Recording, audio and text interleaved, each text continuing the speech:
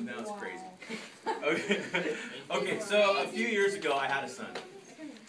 His name is Navarre. and I'm sorry, I'm going to have to talk about my kids.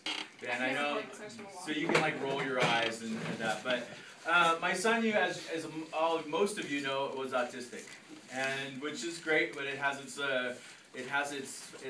challenges.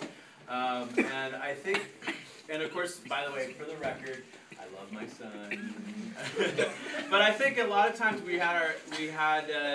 so by the way, because he's a difficult one, we wondered about whether having a second one. So we actually had a second child. And this sounds terrible, but one reason we had the second one was perhaps to make it more normal. If that makes any sense at all. And of course, by the way, I won't even get into this whole part, but one of the things I realized is that I used to think about valuing normal. I used to think that would be crazy, as you guys might imagine.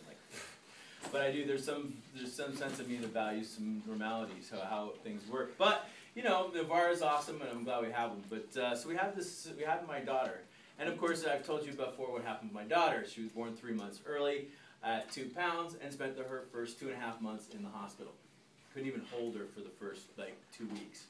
And I think the reason I tell you guys that is a couple things.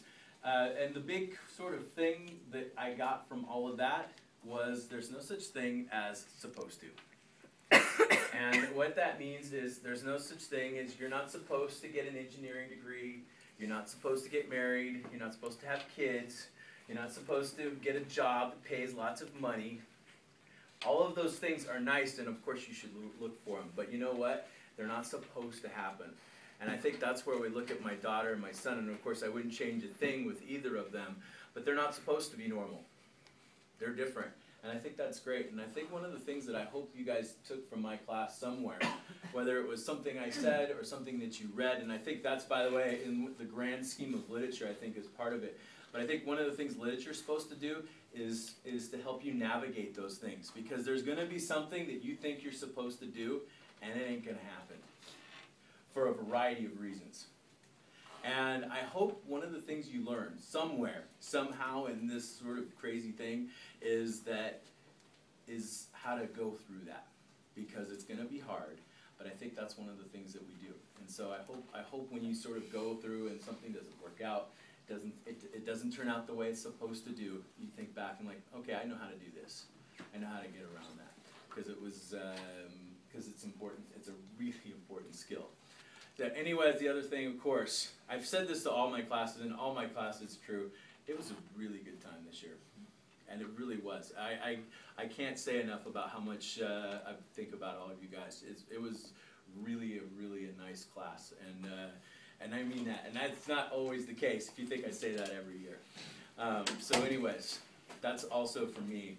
Thank you, and I'll see you all around, of course, at graduation. But boy, I'll miss you guys. Stop and eat also. Wait, oh yeah, and also and last, stop and eat. Okay. What do you mean? Stop and eat. Like if somebody comes up to you and wants, like, is giving you No, just stop and eat. Take time. Take the time to eat. You need to stop and eat. Like, Stop don't and eat in eat. your car. Like, Don't on eat your in the way to car. piano Don't go to the practice. drive-through. Just stop and eat. You gotta eat. You can spare a half an hour to eat, and that's really important. Amen. Yeah. All right. Yeah.